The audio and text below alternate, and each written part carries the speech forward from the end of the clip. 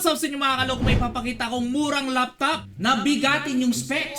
10th generation siya at pwedeng pang edit na napakamura at abot budget talaga. Ito nga ang Deere T10. Isang laptop na pwede mong gamitin kahit saan. Susubukan nga natin i-review ang laptop na ito. Na syempre, wow oh, mapapansin nyo, napakagaan. Syempre sa mga hindi pa nakakalam, nagtapos nga tayo, gumraduate tayo ng related sa mga computer parts. Kaya nasa tamang kamay kayo mga kaibigan. Kaya syempre bago natin pag-usapan yung specification ng laptop na ito o notebook na ito, dahil nga sa nasa category ito ng notebook, pag-uusapan muna natin yung kanyang build at parts. Dito rin ako na-amaze kasi nga all metal body build ito. Metal? Eh di mabigat. Hindi ibig sabihin na porket metal ito ay mabigat. Dahil nasa 1.5 kilograms lang siya. Grabe ang gaan. Hindi ka talaga mangangalay dito, no? Yan, no? Napakadaling buhatin. Dahil nga sa gawa nga ang frame nito sa aluminum magnesium alloy metal. Isa sa mga metal na medyo magaan. Syempre yung napunta nga sa atin dito is kulay silver. Yan. Na dito sa parting ito ay makikita natin meron siya ditong touch bar. Na dito pwede natin i-touch upang ma-adjust ang brightness. I-touch dito upang ma-adjust dito ang volume at meron pang ibang mga buttons. Syempre meron din siya ditong LAN port, 3.5mm jack, 3.0 USB slot, na meron din siyang SD card slot. Syempre sa kabila naman meron tayo ditong yung mismong power niya, kung saan sinasalpak dito yung kanyang charger. Another USB 3.0.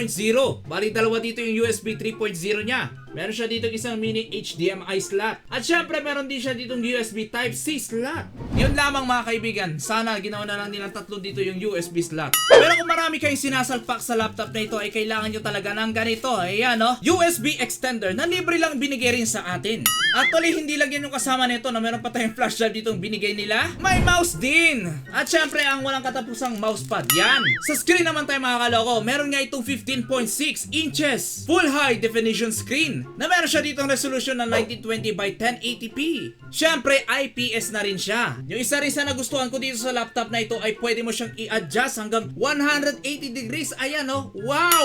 Napakaganda nga ng display niya. Low blue light at anti-glare pa. Hindi masakit sa mata. Kung mapapansin nyo dito yung pagitan dito ng screen niya, ayan oh, screen niya tapos yung case. Napapansin niyo medyo may case siya ditong konti no. Halos mapuno nga ito ng buong screen no. Kaunti na lang, halos 5mm lang yan. Kaya naman mas maganda dito ang viewing angle mo. Kung 5mm ito, hindi kaya tayo mahirapan dito pag kinlose natin at inopen natin. Baka kasi mabasag kapag dito natin hinawakan. So sa aking experience, papakita ko lang ngayon no. Wala tayong problema. Yan, kapag dito natin hinawakan, hindi tayo nagkakaproblema. At kahit sa screen pa brada, ayan no, binubuksan po natin siya. Hawak sa screen mismo. Yung ibang laptop kasi, ito yung iniiwasan natin dito, yung mahawakan mo sa screen. Kasi madalas kapag hinawakan mo yan, pinwersa mong binuksan, ayun, nagka-crack dito yung screen natin. Kaya napapahawak na lang tayo dito sa gilid. Kaya advice ko lang sa inyo mga kaloko, huwag nyong hawakan din dito kasi dito yung force eh. Kasi pag biniglan nyo dito, may chance talaga na mabasag yung mga laptop screen niyo dyan. Kaya for safety, dito tayo maghahawak ng pag inopen natin yung laptop, ganun natin. Yan, dahan-dahan lang yan brad. Yan, para maging safe din dito ang ating laptop. Syempre sa keyboard naman niya, mapapansin nyo dito meron tayo case kasi dito yan. Alisin muna natin para makita ninyo. Sa keyboard niya naman, chocolate style siya or pa-box style na meron siyang 45% na bigger keys. Mas madali ka dito mag-type. Mas malaki ito kumpara doon sa mga traditional na keyboard ng mga laptop natin. Na syempre 12% na in-improve pa nila ang keyboard nito. Na syempre okay ito sa mga malalaking daliri kagaya natin. Kasi nga minsan kapag nagta-type tayo, minsan nakiklik natin dalawang key imbis na isa lang.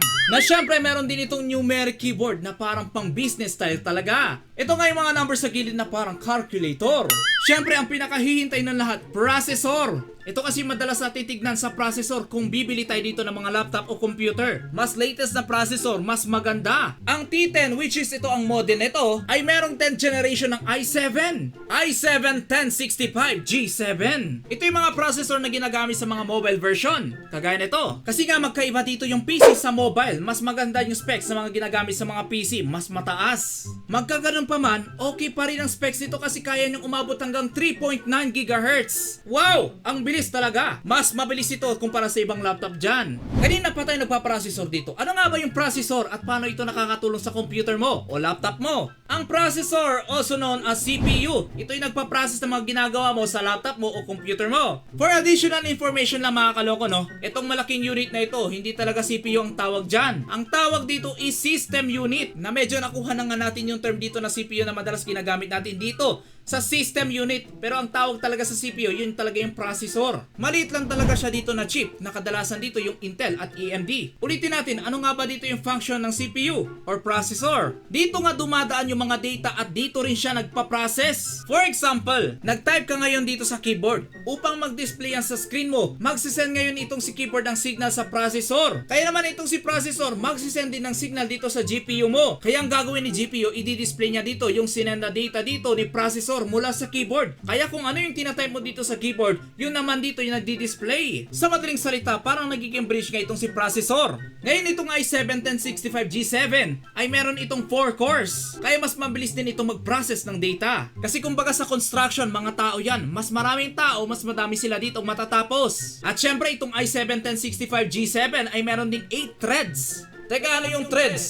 Ito naman yung tumutulong sa core upang mapagsabay nito ang kada gawain. Kasi kung 4 threads lang yan, ibig sabihin isang thread sa isang core. Ibig sabihin isa lang dito ang ginagawa ng isang core. Kung 8 threads yan, dalawa dito ang nagagawa ng isang core. Imbis na isa lang dito yung ginagawa ng isang core, nagiging dalawa continuously na pagsasabay niya yan. Kumbaga ito yung tumutulong sa core sa kanyang trabaho. Mas maraming threads, mas maganda yung performance. Siyempre, GPU naman tayo or Graphics Processing Unit. Meron nga itong Intel Iris Graphics na kaya ngang gawing mas maganda dito yung gaming experience mo, pati rin yung display niya. Kaya no worries kahit mag-edit ka pa gamit itong laptop na ito. Sa memory naman tayo o Random Access Memory o RAM. Kapag bibili ka nga dito ng laptop dito ay pwede ka dito mag-avail ng 8GB at pwede rin na 16GB kagaya nitong atin. 16GB ito. 16GB LP DDR4. Ano yung LP DDR4? Stands for Low Power Double Data Rate. Ito nga yung kadalasan na RAM na ginagamit sa mga smartphones natin o kaya sa mga mobile computers kagaya nitong Dire. Dahil nga sa sobrang baba na ito magkonsumo ng kuryente. At syempre, mabilis pa ang pag-process nito. Kaya bagay nga naman sa mga ganitong unit. Sa storage na naman tayo dito, pwede ka dito mag-avail ng 256 SSD o kaya 512 SSD. Nasa case ka natin ay meron itong 512GB of SSD na syempre pwede mong i-upgrade ito ng hanggang 1TB na HDD at 2TB ng SSD. Teka, ano yung HDD at yung SSD? At ano rin dito yung mas mabilis? Ang HDD or hard disk drive, gumagamit ito ng disk para mag-store ng data. Umiikot actually yan sa loob niya. Kaya naman sobrang fragile talaga nito. Kapag nabagsak mo, ayun, may damage siya agad. Sa mga PC version, meron itong 3.5 inches na ganun kalaki. At sa mga laptop at mobile computers, meron itong 2.5 inches hanggang ganun kaliit. Ano naman ang SSD? Ito naman ay stands for Solid State Drive. Ito namang SSD ay very compact dito yung pagkakagawa. Hanggang 2.5 inches lang siya. At syempre, mas better ito dahil sa loob niya wala nang umiikot na parang disk na mas maingay nga yung HDD kumpara dito. Ito, walang ingay ito. At syempre, mas magaan at no worries ka kapag nalaglag mo dahil wala masyadong masisira doon sa loob. Mas malaki yung chance na mag-survive na ito kaysa yung HDD. Ano nga ba dito yung mas mabilis? Syempre, ang SSD. Dahil hindi kagaya ng HDD, wala na itong iniikutan na rotation doon sa loob. Mas madali dito mag-transfer yung data. Times 10 na mas mabilis ito kaysa yung HDD. Imagine that no, kapag nag-open ka dito ng computer, umaabot dito ng 30 seconds kapag HDD dito yung gamit mo. Mas matagal siya mapunta sa Windows. Pero kapag naka-SSD ka, mas mabilis lang, ilang seconds lang. Kagaya nito, ayun o, 7 seconds lang nasa Windows na agad tayo. Wow, ang bilis. 10 times na mas mabilis kasi itong SSD. Syempre hindi kompleto itong review natin kung hindi natin pag-uusapan dito yung performance nitong laptop na ito base sa aking paggamit. Sa video editing, okay siya. Nakakatulong nga dito yung pagkakaroon niya dito ng 16GB kasi natutulungan niya ako dito sa mga mabibigat na task. Mas madali sa multitasking. Syempre same lang din sa editing ng photo kagaya na rin itong Photoshop. Okay na okay din. Kayang-kaya niya naman i-handle. Sa gaming niya naman, nasubukan na rin natin siya. Kaso dahil sa gaming ito, required niya dito ng mas magandang graphics kaya wag tayo magtataka kung bakit mas malakas siyang kumain dito ng battery kaysa sa normal usage ng laptop na ito. Pero hindi ko sinasabing madali siyang malobat. Itatakal natin yan mamaya. Watching 4K videos, good na good siya. Okay yung graphics. Unlike do sa ibang laptop, meron na siyang frame drops eh. Medyo naglalag konti. Syempre, ang tanong ng karamihan, mainit ba ito kapag ginamit? Hindi siya ganun kainit kagaya ng ibang laptop. Nagulat nga ako eh. No, sobrang nipis niya tapos akala ko pa man yung sobrang init. Actually, may magandang disenyo kasi ito na meron siya ditong fast heat dissipation. 4 layers ito. Kaya naman mas mabilis siyang mawala dito yung init ng processor at integrated graphics o yung GPU. Dahil nga sa in-improve nila ang cooling system nito ng 28% mas maganda. Kaya naman medyo cool lang siya. Okay siyang magdamagan. Mas na-improve ito compare sa ibang laptop kagaya nung nakaraang laptop ko. ko. Ayun, sira na. Ang init kasi. Syempre, other specification niya. May camera ba to? Yes po, meron. Nandito. Dito sa taas, meron siyang camera. Pero medyo standard nga lang yung kuha. Hindi siya ganun kagandahan, pero pwede na. Syempre, support niya na rin yung Wi-Fi natin ng 5G. Syempre, meron din siya ditong Bluetooth na 4.0.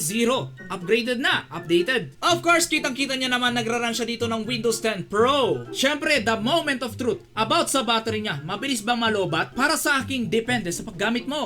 Kung palagi ka dito naglalaro, tapos high volume pa, naka-on pa yung Wi-Fi mo, tapos naka-max pa dito yung setting ng graphics, ang matindi, full din yung brightness. Syempre, mas marami yung kinukonsume ditong energy itong laptop mo, mas mabilis mag-drain. Pero kung normal mo lang talaga siya ditong ginagamit, ay nasa kulang-kulang 5 hours din. Aba, matindi 4 hours and 30 plus minutes ko siya nakita nung ginamit ko. Pero kapag nasa average user ka naman, pwedeng tumagal ito ng 3 hours and 30 minutes. Pero syempre, para sa akin, nakadepende pa rin yung battery niya, yung itatagal dito ng battery niya kung paano mo gagamitin ang laptop na ito. Nasa totoo lang, habang nire-record natin ang video na ito, kanina pa ito naka-on, at halos magwa 1 hour and 30 minutes na itong video na ito dahil sa ang dami kong cutscenes.